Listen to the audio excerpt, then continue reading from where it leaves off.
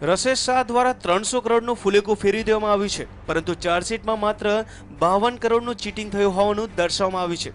આ પ્રકરણમાં રસેશની પત્ની સહિત 13 લોકોને નાસ્તા ફરતા દર્શાવ્યા છે, જેથી આગામી દિવસોમાં તેમની સામે બિનજામીનપાત્ર વોરંટ ઇસ્યુ કરવામાં આવે તેવી શક્યતા છે.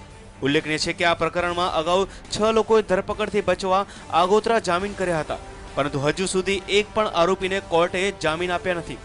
ઉપરાંત રસેશ શાહ સામે પણ મેટ્રો કોર્ટમાં પ્રાઇવેટ ફરિયાદ કરાઈ છે. રસેશ શાહ સામે નિકુલ માધુભાઈ પટેલે ઊંચું વ્યાજ આપી 25 લાખની ઠગાઈ કર્યાની ફરિયાદ નોંધાવી હતી, જેથી પોલીસે આ મામલે 14 ઓક્ટોબર 2014ના રોજ ક્રાઇમ બ્રાન્ચે રસેશની ધરપકડ કરી હતી અને તેની ધરપકડને 60 દિવસ થાય તે પહેલા જ ક્રાઇમ બ્રાન્ચના એસીપીએ કોર્ટમાં ચાર્જશીટ રજૂ કરી છે, જેમાં રસેશ સામે આઈપીસીની કલમ 120B, 406, 409, 420 મુજબ ગુનો બને છે. પૈસા મેળવવા માટે લોકોને ઊંચું વ્યાજ આપવાની લાલચ આપી હતી અને વ્યાજ મૂડી પેટે અગાઉથી જ રસેશે ચેકો આપી કુલ 52.48 કરોડની ઠગાઈ કરી આચરી છે. આ મામલે ક્રાઇમ બ્રાન્ચ તપાસ દરમિયાન 162 સાક્ષી પંચને છે અને 140થી વધુ લોકોના નિવેદન છે.